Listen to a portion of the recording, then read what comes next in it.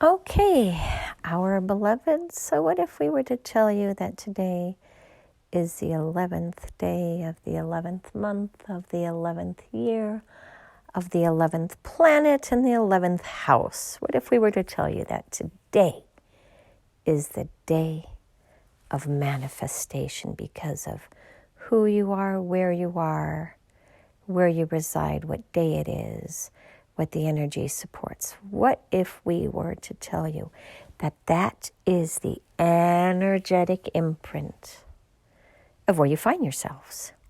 What if we told you that today, for a window from 11 to 11:11 a.m. and p.m., you had magical powers and you could make anything happen?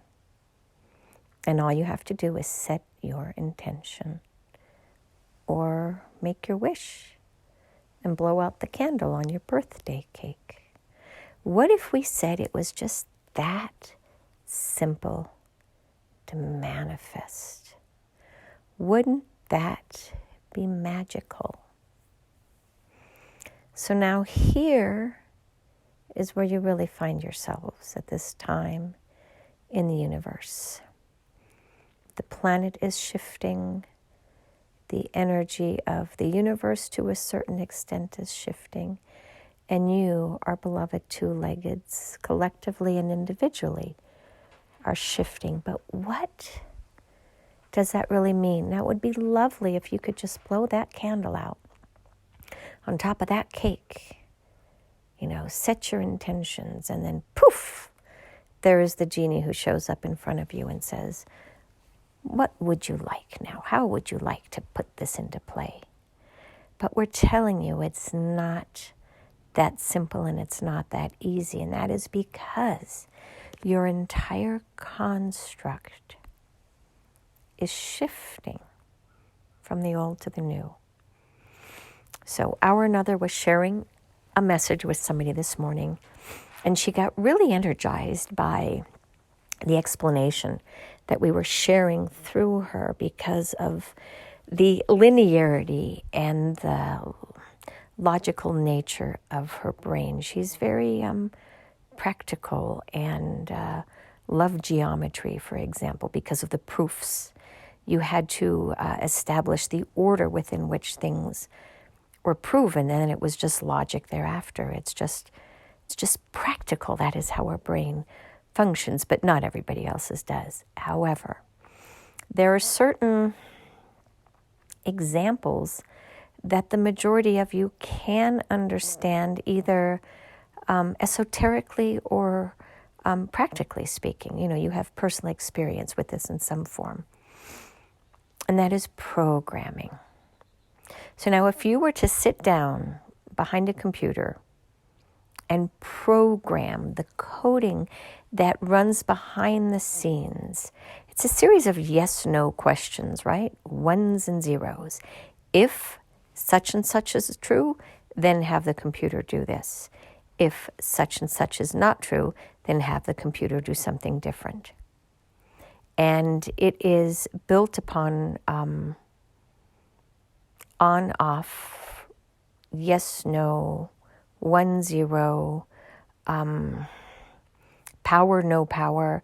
Your light switch, for example, right? You click it up, you click it down, and it has a just simple on-off connector in the back where there's connectivity or not.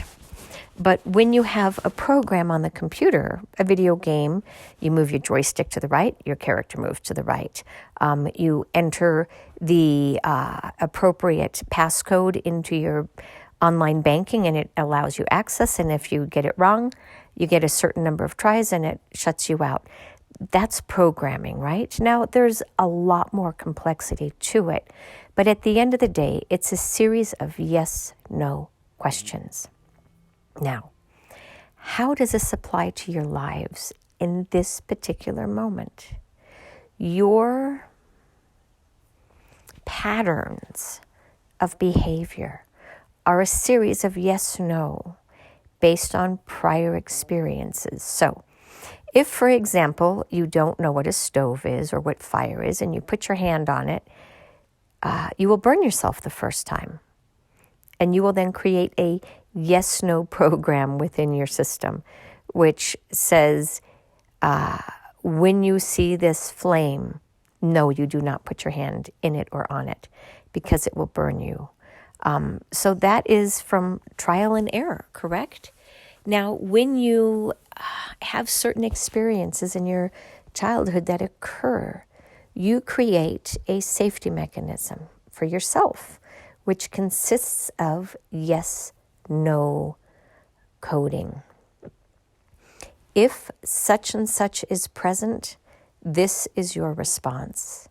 If such and such is not present, this is the alternate response. So, if somebody whom you love comes in and has never harmed you, you react or respond to that person in a particular way because you feel safe and secure. This is assuming you've never had any physical abuse, meaning no spankings or anything like that. Well, if this person then does something where they harm you, the next time you see this person, you will have that in your data bank. If this person seems to be cranky and irritable, I will behave one way because I wish to avoid getting hurt. If this person seems to be in a good mood, then I will feel comfortable and be more freer in my expression. Another example. If you have been in a car accident, if a similar scenario arises, right, then your body goes to the safety and security mechanism.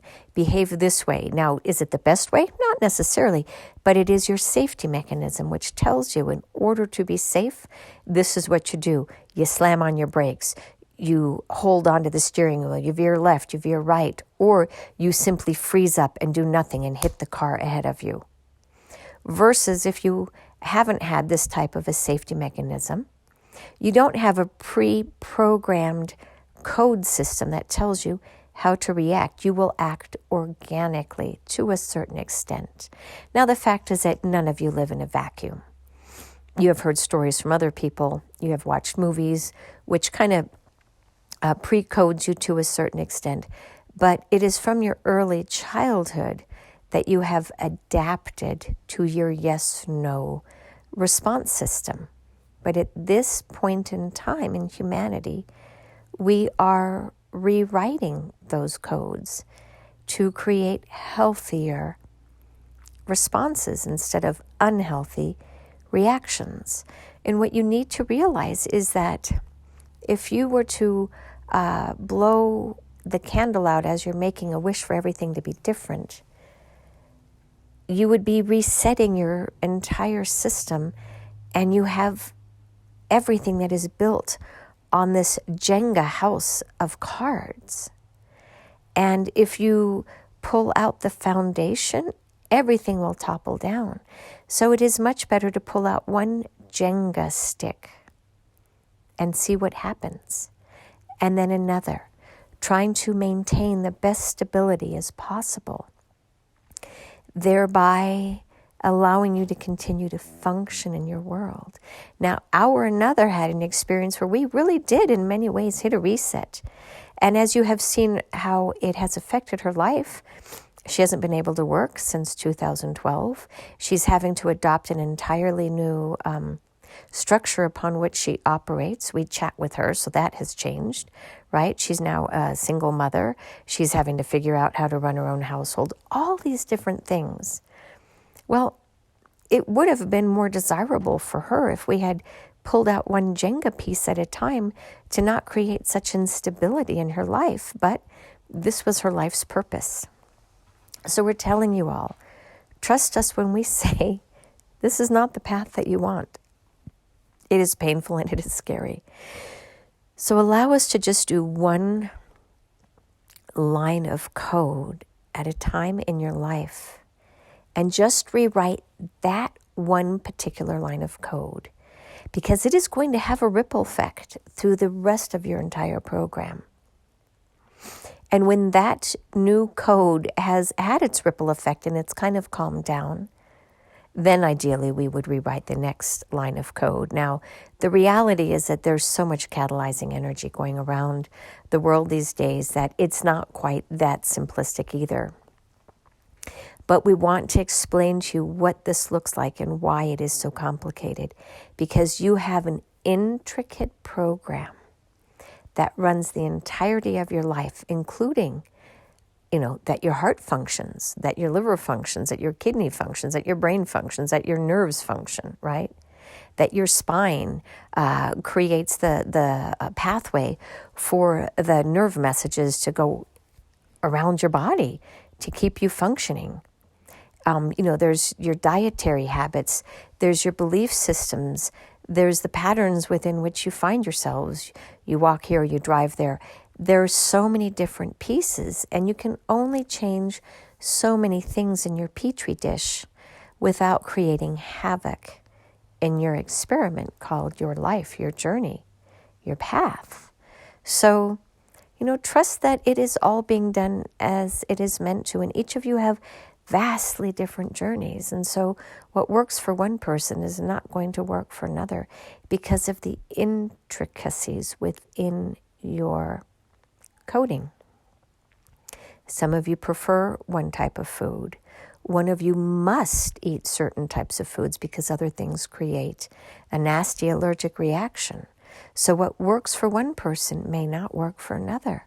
So just trust that your code is being rewritten and reprogrammed specifically and uniquely for you.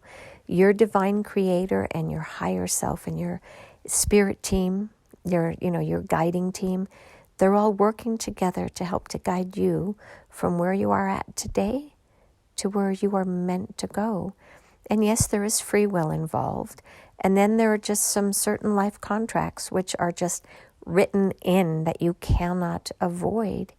And this is where you all find yourselves today. So try to relax a little bit more into the process and trust that the coding rewrite is going as it's meant to, even if you don't like it right now. It's here to train you up to become the best version of you so that your entirety of the coding is in sync and aligned with your soul's higher purpose for why it came to incarnate and to teach yourself and others what it looks like to grow into your highest and best version of yourself, even if others completely disagree with your path, because your life's purpose is uniquely yours, and you will live it most fully if you authentically accept who you are in this moment, do the best that you can, thereby expanding the Akashic Google database and changing your ways only when you are ready. And until then, you will continue down your path of destruction, as it may be, because it is serving you and humanity. This is the most difficult piece for most people to accept, including those who are awakened. They don't want to allow you to go through pain and suffering or to create pain and suffering for others because it's just not what they wish. But for those who get to that point of understanding, they realize that everything is an expression of duality, and that you who are on the more negative side of the coin or the roller coaster ride, that you are doing your piece too to expand your own soul's exploration of self as well as for the collective. And then at some point, either when you transition or when you choose a different path, when you choose to rewrite that particular code in your program, which is when this event occurs, I will choose the on switch versus the off switch, or the off switch versus the on switch. I will choose a different path. And this, our beloveds, is how you change timelines. Timelines are not only going to the past or the future. It is when you make a monumental shift in your own path and your own decision groupings. And when you become a vastly different person, you will attract vastly different experiences, thereby changing not only your life, but the expression of others within your lives. It's a strange construct, but you will allow others to express themselves also in their highest version of themselves in response to you, and you will see how the ripple effect not only affects your timeline, but the perceived expression of others as well. And so it is. Namaste.